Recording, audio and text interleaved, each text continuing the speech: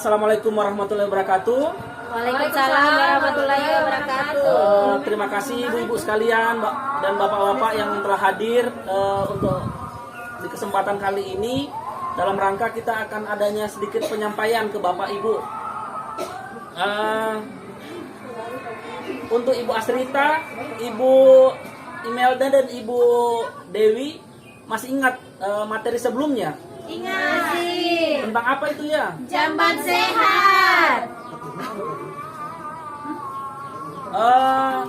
Tabel janji diri sudah ada yang buat, sudah selesai. Belum semua Pak, baru Gitu ya? sebagian.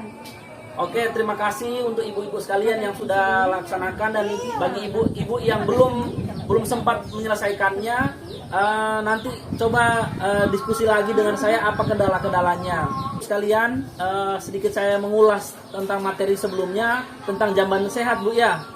Jadi masih ingat jamban sehat itu apa ciri-cirinya? Masih. Apa Ibu Nadia? Mempunyai atap, dinding, ruangan tertutup. Oke, bagus sekali. Ibu Dewi ada yang masih diingat? Dibersihkan. Ya, bagus sekali. Bapak Ajo masih ada ingat materi tentang jamban sehat? Oh, oke. Nanti kita ulas kembali lagi ya. Pada sore hari ini kita akan masuk di topik yang baru, yaitu pemetaan kemampuan diri dan ibu-ibu sekalian. Ibu-ibu bisa diperhatikan lagi, masih semangat Ibu? Masih. Ibu-ibu di sini ada tabel pemanfaat kemampuan diri dan keluarga. Bisa dilihat Bu ya? Bisa. Oke Ibu Dewi, Ibu Asrita bisa diperhatikan ini. Di sini ada potensi dan jawabannya ya atau tidak. Oke. Jadi saya akan bacakan. Menurut Ibu ya atau tidak ini suatu potensi dalam diri? Apakah Ibu sehat selama kehamilan? Sehat. Ya. Tidak. Ya. Itu suatu potensi atau ya atau tidak? Tidak. Ya. Ya. Potensi sehat. Untuk Ibu Dewi? Iya. Ya. Kemudian, apakah ayah memberikan dukungan sehat ibu hamil? Ya. Ya. Oke, ya di sini Bu ya. Potensi. Kemudian, apakah ayah terlibat dalam pengasuhan anak selama ini? Ya. Oke, benar sekali Bu. Kemudian, apakah anak sudah mendapatkan ASI eksklusif pada usia 0 sampai 6 bulan? Sudah. Oke. Apakah asupan gizi anak sudah tercukupi setiap hari? Sudah. Bagaimana Bu? Kadang iya, kadang tidak. Bingung mau jawab apa. Ini suatu potensi Bu. Berarti jawabannya ya di sini Bu ya. Jadi kalau apakah asupan gizi anak sudah tercukupi setiap hari? Kalau iya itu berarti itu salah satu asupan, itu salah satu potensinya. Jadi jawabannya ya Bu ya. Ya. Kemudian apakah anak termasuk yang bersih? Ya. Oke, bagus sekali Bu. Apakah sudah memantau tinggi badan anak setiap bulan? Ya. Mohon dibantu Bu ya. Apakah sudah memantau berat badan anak setiap bulannya? Ya, di Posyandu. Selain di Posyandu di mana Bu? Puskesmas. Betul sekali. Apakah orang tua sudah membiasakan bermain dengan anaknya? Sudah. Tiap hari, Pak. Tidak. Apakah anggota keluarga sudah bekerja selama ini untuk mengerjakan pekerjaan rumah tangga? Pak. Tidak. Adanya ada tidak. Saya bacakan lagi. Apakah anggota keluarga sudah bekerja selama bersama untuk mengerjakan pekerjaan rumah Oh tangga? iya, bekerja sama.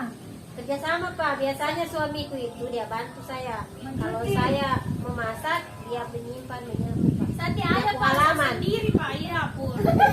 Bagus sekali. Jawabannya ini ya. Jadi ibu-ibu sekalian, di sini ada 10. Apakah ibu sehat selama kehamilan? Itu jawabannya juga ya Ibu ya. Ya. Karena ketika ibunya Tiap bulan ke Posyandu. tidak sehat, berarti itu ya anaknya bisa saja mengalami stunting ke depannya. Ya. Centang.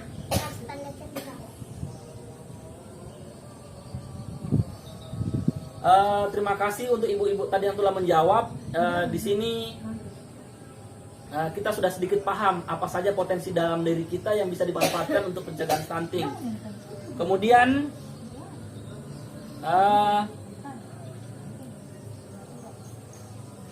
ibu-ibu sekalian bisa didengarkan sebentar lagi ini Bu ya. Saya akan bacakan di sini kunci dari materi kita pada saat ini, yaitu individu dan keluarga memiliki potensi kemampuan yang dapat dilakukan untuk dimanfaatkan untuk pencegahan dan penanganan stunting. Jadi bukan hanya saja kita mengharapkan dari luar, tapi potensi dalam dirinya kita juga bisa mendukung pencegahan stunting. Bisa dipahami Bu ya.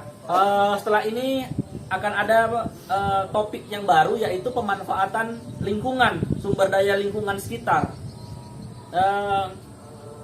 Ibu-ibu bisa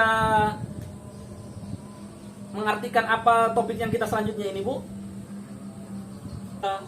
Topik hari ini masih bersangkutan tadi dengan topik yang sebelumnya, tapi yang tadi dengan potensi dalam diri, sekarang potensi lingkungan sekitar.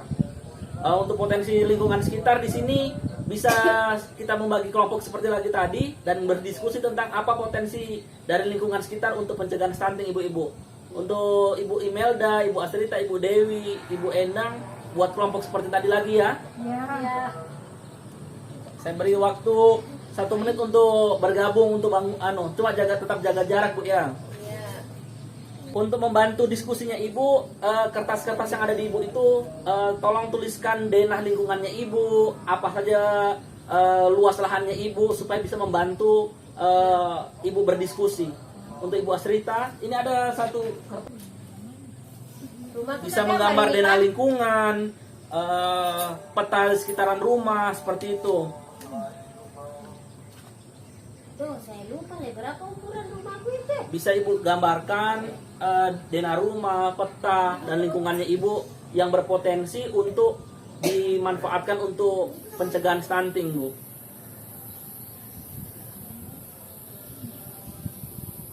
Bukan hanya sumber daya lingkungannya saja, tetapi sumber daya manusianya juga, sosialnya juga, seperti itu Bu ya. Oke ibu-ibu, sudah selesai? Sudah. Bisa saya kumpulkan hasil diskusinya? Oke, ini dari kelompoknya Ibu Dewi ya. Sudah menggambarkan potensi yang ada di lingkungan rumahnya. Ini kayak denah rumah, kemudian ada kebun sedikit di samping rumah Bu ya, lahan yang bisa dimanfaatkan. Bagus sekali jawaban dari kelompok 1. Sedangkan kelompok 2 tadi penyampaiannya pemanfaatan sosial Bu ya. Ada kerja kelompok untuk bersih-bersih rumah. Kemudian dari kelompoknya Ibu Endang tadi itu salah satunya pemanfaatan sumber daya alam, yaitu dijadikan lahan, jadikan kolam, dijadikan kebun, seperti itu Bu ya. Sangat bagus sekali, bisa ditepuk tangan untuk kita semua. Kemudian nanti saya akan bagikan ada tabel, mohon diisi per kelompok tadi itu, yaitu ada jenis sumber daya lingkungan dan manfaatnya. Bisa diisi Bu ya. Oke, terima kasih untuk jawabannya dari kelompoknya Ibu Dewi, Ibu Asrita, dan Ibu Imelda tadi. Apa saja dalam lingkungan kita yang bisa dimanfaatkan untuk pencegahan dan penanganan stunting. Di sini ada halaman belakang rumah ditanamkan jagung Bu ya. Kemudian ditanamkan pisang, sayur-sayuran. Kemudian sumber air bisa dijadikan kolam Bu ya. Sangat bagus sekali, bisa kita apresiasi jawaban dari Ibu Dewi tadi. Kemudian pesan kunci dari apa yang kita pelajari hari ini, atau topik apa yang kita pelajari hari ini, yaitu bahwa lingkungan sekitar memiliki potensi dan sumber daya yang dapat dimanfaatkan untuk pencegahan dan penanganan stunting. Jadi ketika lahan kosong di sekitaran rumah kita bisa dimanfaatkan untuk tanam-tanam sayuran atau sumber-sumber karbohidrat seperti jagung, ubi, bisa dijadikan pakan makanan alternatif ketika kita membutuhkan. Bisa dipahami? Bapak Aco bisa pimpin doa untuk penutup hari ini. Mohon doanya dipimpin. Setelah itu kita bisa balik ke rumah lagi. Buat ibu-ibu sekalian, mohon perhatiannya.